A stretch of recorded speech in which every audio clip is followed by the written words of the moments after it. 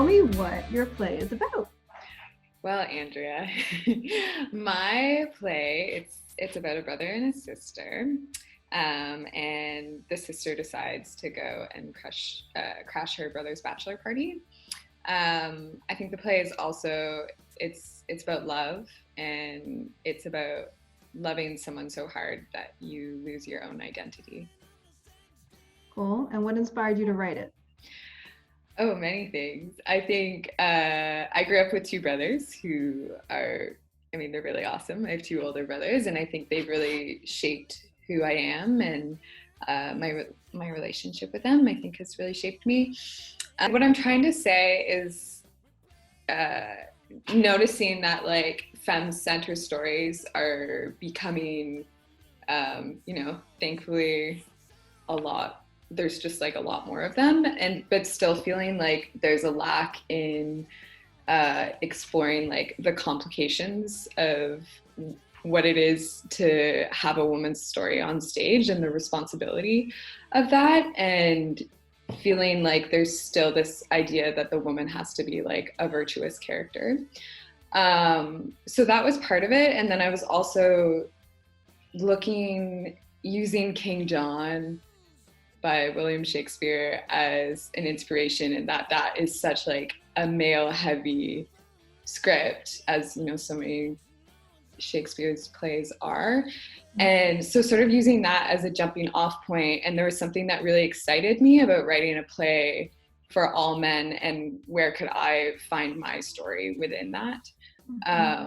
There was something kind of like dangerous and gritty, and I felt it would give me room to surprise myself. It feels like you're looking to expand further how women are written about on stage. Mm-hmm.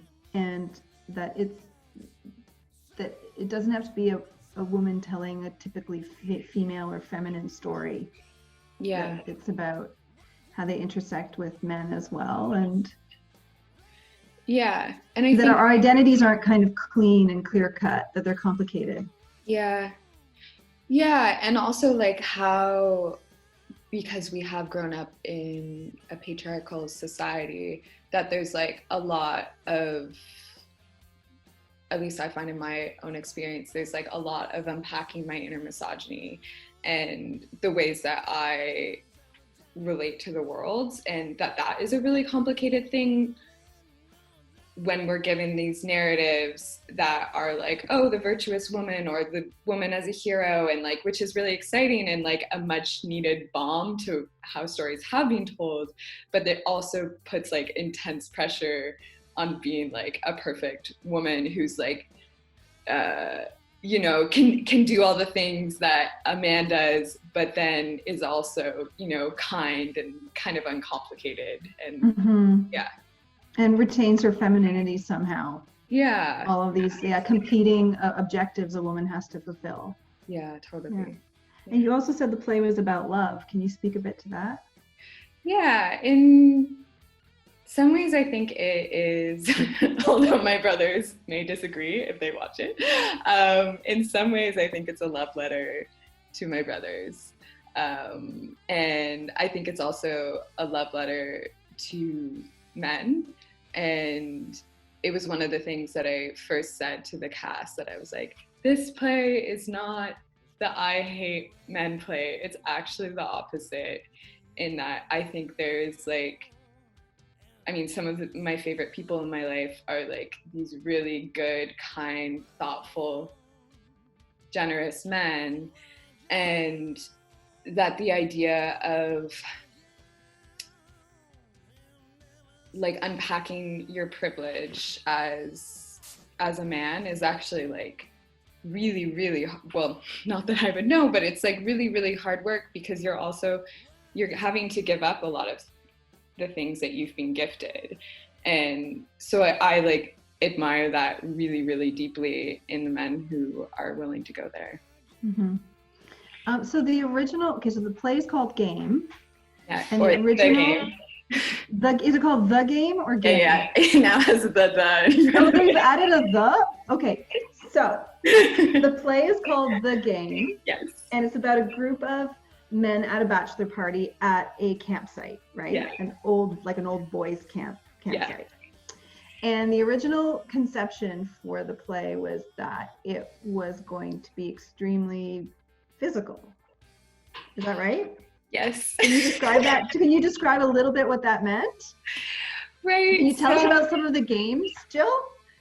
I can totally tell you about some of the games. So a lot of the games were actually devised with the cast. And so we had an early workshop where we were like, hey, just tell us about some of your childhood games or things that you played growing up. And so we talked about games such as like bloody knuckles, when you like whack each other's knuckles, or like shot for shot, when you punch each other. Or in my mind, I just pictured like a massive brawl on stage basically at all times, and it was the whole feeling had like this like energy of like men in a room together and like bumping off each other, and that I found that really exciting and fun, and yeah, it felt like fresh to me. Yeah. And very live, definitely very live. Yes, very live. Yeah. And then COVID happened, and social distancing and self-isolation. Yeah. And you and the director, Angelica Schwartz, were asked to reconceive of the play for an online platform. Yes. So what was that process like? I think it's been, devising for online platform, I think, has been probably one of the hardest challenges I've had ever in terms of making something, especially when it comes from, as you're pointing out, like this idea of liveness and being in the room together, and also like our physical bodies touching. And so it kind of just had to go in and rework everything. But there was something like I felt on, maybe it was like day 2, and I was like, Angelica, I don't know, like this isn't the play, this isn't like, what are we gonna do? And I felt really, really disheartened, and she reminded me of the first stage direction that I wrote, which was, this play has a feeling of togetherness and aloneness, which I was like, oh, that's the moment we're in. And so it actually, that something in that ignited that this play is relevant. So having that jumping off point, I started to reimagine how the language of the play could showcase the violence and the ways that our bodies touch, and how can language actually act as violence. And I'm really happy with what we've come up with, and I think it's successful, and I actually think it's, especially the last part of the play, I think it's really cracked something open for me. Can you speak a bit about how you continue to use the metaphor of the game or of games in moving the production from the live sort of your vision for the live production to the online production? So yeah, there's still, I mean, the whole piece is a giant game, and I think that is something that I always try to look for in my writing, like where's the play, and how do we make this like a live thing with the game. So yeah, there's various elements. There is a part that the audience can play, which, I mean, you'll see it when it happens, but that in the theater was supposed to be a game that the audience would play with one performer.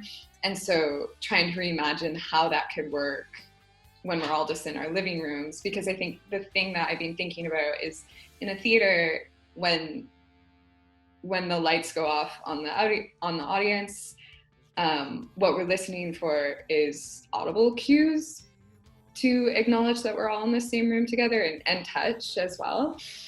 But I think on Zoom, to acknowledge we're all together is through visual cues. And so trying to figure out how to make that work it's been really fun. And I think in some ways, I think well, maybe it's also just like the moment that we're in, but I think the game is very successful in reminding us that we're all in this together. Yeah, and I mean, there's definitely be some challenges with trying to figure out how to stage some of the games that the men play, because it is like this bachelor party setting, and so they have a various levels of games that they play. And so like one of the games is called Chuck a Pillow, where they're supposed to chuck their pillows at the audience and then go get them. Obviously that's impossible right now, so it's just figuring out the new language of the game. Right. Yeah. And have you switched over to any virtual games at all, or? In terms, the game that gets played with the audience, yes. Mm-hmm. And then I also think something that has, I think, been a gift to the piece is that originally a lot of the inspiration came from the Super Smash Brothers, which is the N64 game. Yeah. And so that already having digital content with it, and the metaphors of that, I think, have translated into the Zoom world. Yeah. That's great. So given this experience of moving a play online, do you think that you'll ever write a play for online consumption, for online production, performance? Yeah, I mean, well, we're also in this moment where I feel like there's so much funding and resources right now being pumped at us to create online content, which in a lot of ways is really exciting. And I actually feel as a writer is a really great time to be launching and especially with these tools that I've developed during the game. So there is something about that excites me, although I don't think it's ever going to be a replacement for going to the theater. I don't think it can be. But I do feel like it is necessary right now, even just for the creators, like for me to be able to come together each day with my friends has been kind of the best part about all this, that it's like, oh yeah, the actual act of creation and thinking about the ideas of like how, even going back to how theater started, of like the idea of being together and sharing, and that this is making something is the thing that makes me feel most connected to the world right now.